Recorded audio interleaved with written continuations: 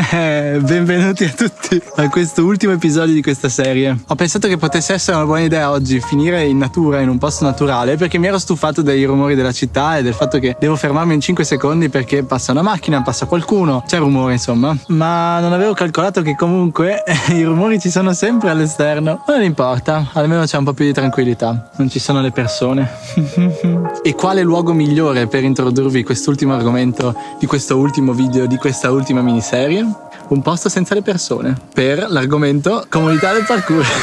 Ma non perdiamo altro tempo. L'ultimo argomento di questa miniserie parla appunto della comunità del parkour. Quindi, a differenza magari degli altri sport, ma anche se non sono poi così certo, la comunità del parkour è una comunità molto attiva, molto presente, e penso sia dovuto al fatto che è comunque un'attività che si fa in strada, quindi è uno sport gregario in qualche modo, che si può ovviamente praticare da soli, però la parte di gruppo gioca un ruolo molto importante. C'è un bellissimo detto africano che dice: se vuoi andare veloce vai da solo, se vuoi andare lontano vai insieme.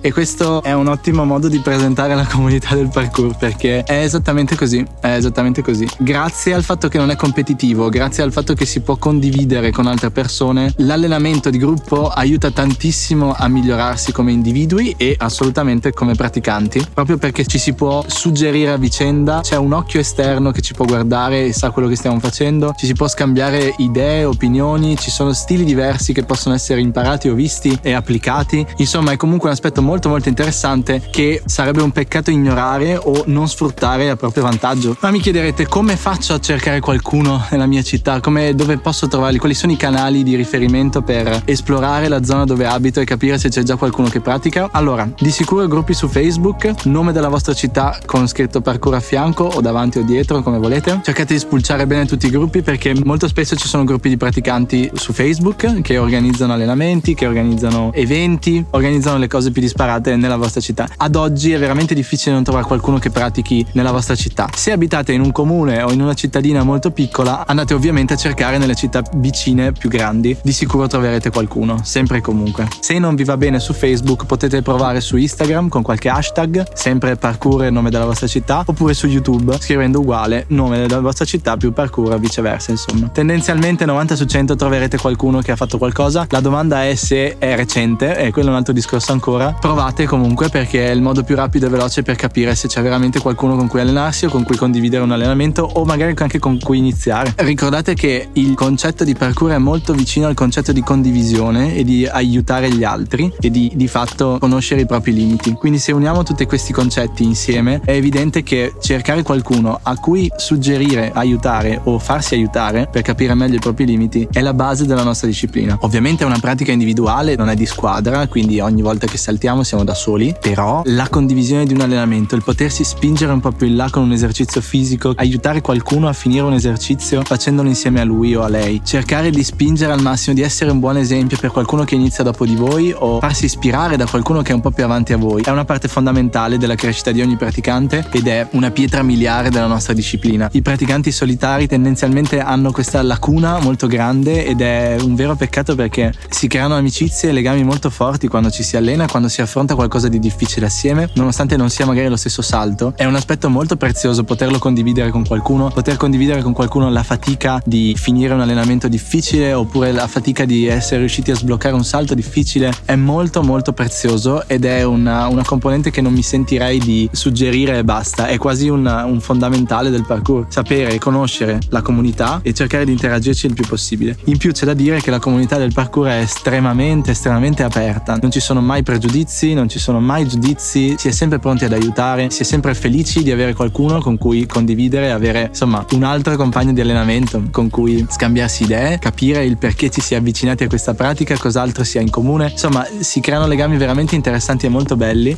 anche molto particolari, che non credo siano così comuni. Io per esempio mi alleno da molti anni e sono molto legato a tutte le persone con cui mi sono allenato, perché appunto si è condiviso un pezzo di storia insieme, si è condiviso, anche se è un solo allenamento, ho dei ricordi bellissimi con dei praticanti che ho visto magari una volta sola, con cui ho condiviso magari la frustrazione di un salto difficile, il superare quella paura, ho condiviso magari un allenamento molto duro a livello fisico. È molto bello, è molto importante allenarsi da soli, ma è altrettanto importante allenarsi in gruppo e vedere le dinamiche di gruppo, conoscere gli altri, capire come si allenano, prendere spunto ed essere di ispirazione per gli altri. Ricordatevi sempre che non è detto che siccome avete iniziato oggi non potete comunque essere d'aiuto a qualcuno. In qualche maniera ci si aiuta sempre e si impara sempre dall'altro, quindi non sentitevi un peso se avete appena iniziato, non sentitevi in difetto. La comunità del parkour è veramente aperta e pronta ad accogliervi in qualunque modo, in qualunque situazione. Non ho mai conosciuto un praticante di parkour che non volesse dare una mano o un suggerimento quando vedeva qualcuno in difficoltà vicino a lui allenarsi, eccetera. Poi insomma ragazzi, se non ci aiutiamo a vicenda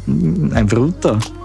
Non è competitiva apposta. Se nella vostra ricerca vi imbattete in un corso di parkour è tutta un'altra storia. Un corso di parkour è delicato perché vi mettete in mano a qualcuno che vi dice cosa dovete fare, quindi in qualche modo date a lui o lei la responsabilità del vostro allenamento, dei vostri primi passi, però allo stesso tempo sapete che state facendo dei passi in una direzione più sicura e sicuramente più efficiente nel lungo termine. L'unica cosa che dovete stare attenti quando cercate un corso di parkour è la capacità dell'insegnante di appunto insegnare, le competenze e l'esperienza che ha. A riguardo ho fatto un altro video e vi lascerò in descrizione e sempre lì con tutti gli altri della playlist, in modo tale che possiate vederlo e capire un po' meglio se un coach è valido per voi e che cosa dovrebbe avere di base per riuscire a spiegarvi e a insegnarvi le cose senza pericoli e senza che voi di fatto vi facciate male subito. Come ultima cosa da dire, ricordatevi sempre che la comunità del parkour, corsi o non corsi, associazioni o gruppi liberi, è sempre attiva nell'ambito degli eventi, quindi se cercate bene sia a livello europeo sia a livello italiano c'è sempre qualche evento interessante dove si può partecipare, anche se sia all'inizio. Anzi, che io abbia memoria non ho mai visto un evento dove un neofita non poteva partecipare, anzi sono principalmente per persone che vogliono avvicinarsi alla disciplina e anche per praticanti esperti, e gli eventi ragazzi sono una delle cose più belle e importanti di questa disciplina perché vi permettono di innanzitutto viaggiare, vedere nuovi posti, conoscere persone del vostro livello, conoscere persone di un livello molto più alto con molta più esperienza da cui trarre ispirazione e capire come sono arrivati a quel punto lì. Molto importante. Ci sono eventi di ogni tipo, sono eventi aperti in cui si può arrivare e allenarsi quando si vuole, altri eventi in cui ci sono una serie di insegnanti che tengono appunto un workshop strutturato in cui ci sono delle stazioni diverse eccetera. Magari farò un video un po' più approfondito a riguardo più avanti, però il succo è che ce ne sono di diversi tipi. Attualmente che io sappia non ce n'è neanche uno che non sia valido. Tutti e due gli stili, quindi allenamento libero o allenamento strutturato da coach, sono molto utili, sono molto interessanti e vi consiglio di provarli entrambi. Magari se avete appena iniziato, se state pensando di iniziare,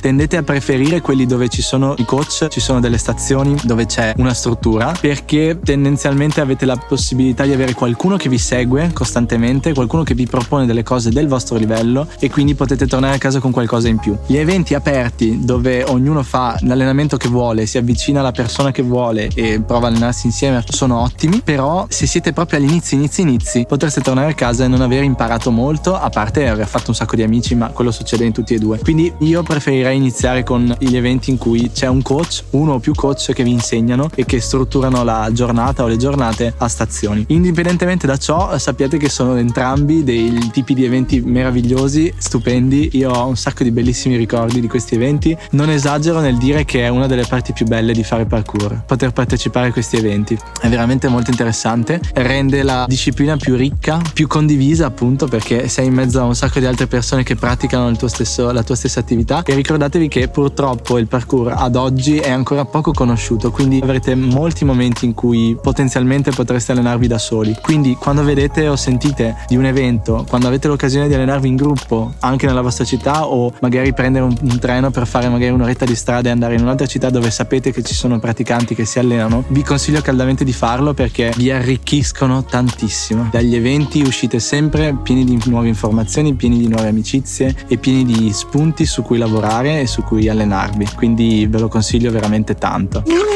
Molto bene ragazzi, questa miniserie è finita con questo argomento. Vi ringrazio tantissimo di aver seguito questa miniserie. Fatemi sapere nei commenti se vi è piaciuta, se volete sapere qualcosa di più, se avete qualche argomento che volete che approfondisca o se ci sono domande a riguardo su come iniziare a praticare parkour, che non ho ovviamente detto prima. Grazie ancora del vostro tempo, quindi, e ci si vede a un prossimo video.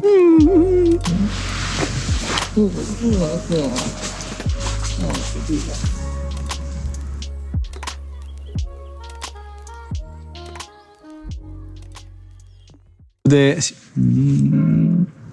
campane. Fare i video qui o in città è la stessa cosa, un sacco di rumori. Le campane in natura, in mezzo ai monti, le campane. Come si fa?